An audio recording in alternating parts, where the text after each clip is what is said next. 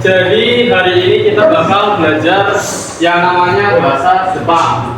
Kalian sendiri pasti udah belajar bahasa Jepang dari bener-bener basic banget, mulai dari perkenalan sampai huruf-hurufnya. Nah, kita di sini mau ngasih materi juga yang sama, yaitu untuk perkenalan. Terus setelah ada hajimemashite, sudah pasti kalian menyebutkan nama. Nah, untuk namanya pastinya nama hewa, atau bisa kalian gunakan subjek saya, yaitu watashi. Nah, terus setelah mengucapkan nama, biasanya ketika memperkenalkan diri, memberitahu asalnya. Jadi ketika mengucapkan hajimemashite dan juga dozo yoroshiku onegaishimasu, itu kalian juga harus menerapkan ojiki, salah satu budaya Jepang, yaitu menunduk 45 derajat. Jika mengucapkan hajimemashite dan juga dozo yoroshiku onegaishimasu, kalian harus menerapkan ojiki. Sebagai contohnya, ini saya contohin. Hajimemashite. Namae wa Kaka desu. Tegal arakimashita. Toshi wa hatashi desu. Dozo yoroshiku onegaishimasu. Jadi sederhana itu. Ada 3 pilar bahasa Jepang. Yang pertama ada kanji, yang kedua ada tata bahasa, dan yang ketiga ada kosakata. Di Jepang sendiri penulisannya lebih banyak yang menggunakan kanji dibandingkan hiragana ataupun katakana. Hiragana itu merupakan huruf dasarnya orang Jepang. Jadi kalian ketika emang pengen benar-benar ke Jepang, kalian paling tidak menguasai, bisa memahami kanji, karena itu merupakan salah satu dari pilar bahasa Jepang. Terus yang kedua ada tata bahasa. Tata bahasa sendiri itu yang sudah kalian pelajari dari awal banget masuk, yaitu ada nani wa, nani desu, ada kata budawa, kata budades. Nah, itu mempelajari tata bahasa yang namanya tata bahasa. Watashi wa kata desu. Jadi kalian mempelajari bagaimana sih caranya berbicara atau menata bahasa, cara berbicara kita dalam bahasa Jepang. Sampai yang ketiga ada kosakata. Yang ketiga ada kosakata di salah satu pilar bahasa Jepang. Nah, untuk strategi belajarnya, cara yang paling efektif adalah kebiasaan, mengatur kebiasaan kalian, mengubah kebiasaan kalian, memanfaatkan aplikasi atau mungkin memanfaatkan yang namanya teknologi. Di zaman sekarang, teknologi itu sangat amat canggih. Kalian udah mulai punya AI. Di zaman dulu kalian juga bakal nemu AI. Jadi kalian bisa memanfaatkan teknologi-teknologi yang ada, seperti aplikasi-aplikasi dan juga website yang sudah kita buat tadi, yang udah di-share. Lalu yang ketiga, yang terakhir, kalian juga mulai bisa praktik berbicara. Nah, ini pendekatan imersif.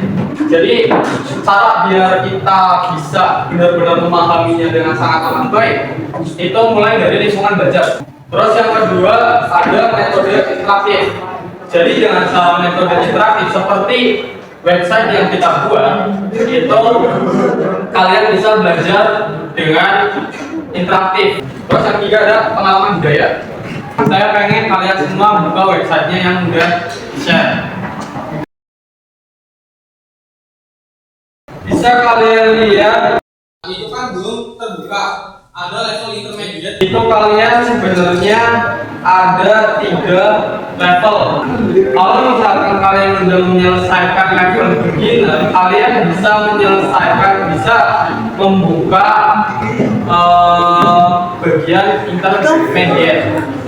Dan kalau misalkan intermediate sudah selesai juga, kalian bisa masuk ke level advance, level lebih lanjut, lebih tinggi lagi.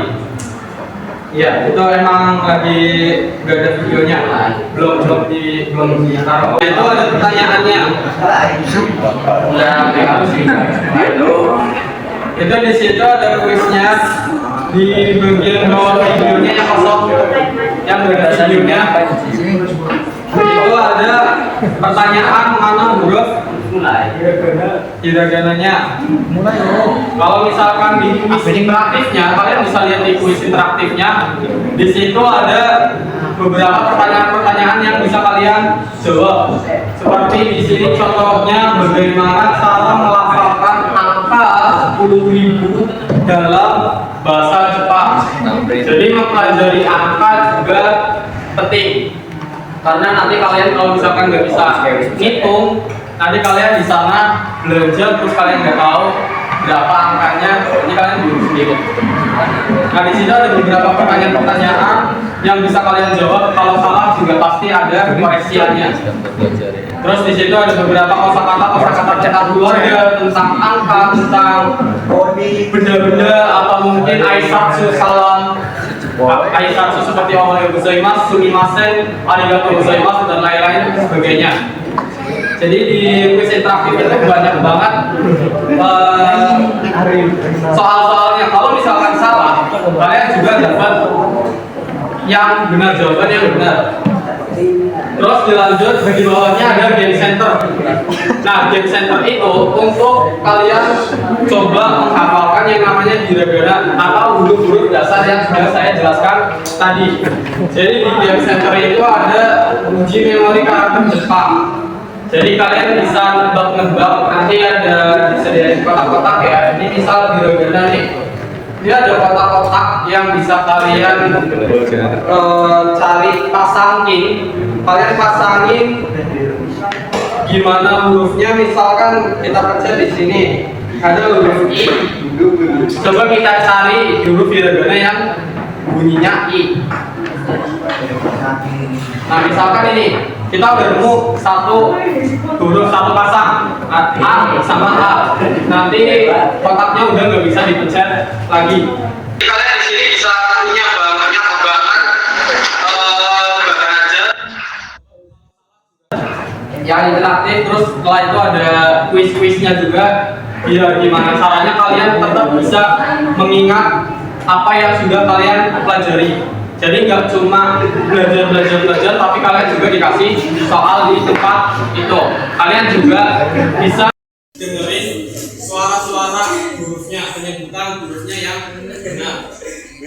Itu di situ ada. Pengen banget menguasai bahasa Jepang.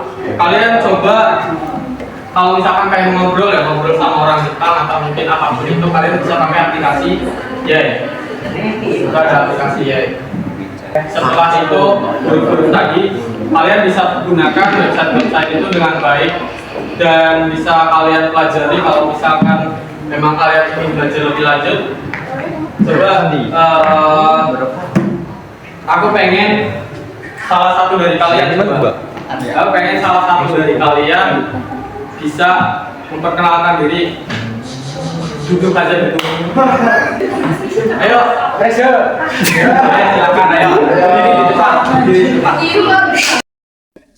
Watashi no namae wa Farhan Tegal karakimashita. Toshi wa Junana desu. Dozo yoroshiku onegaishimasu.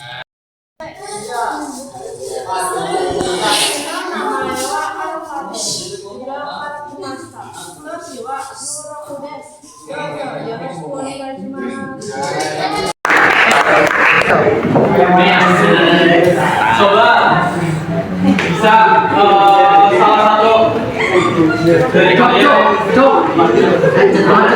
bisa maju, tulis romajinya. Ayo maju, tulis romajinya. Ini Pak. Ayo siapa? Sup tangsuk. Belum.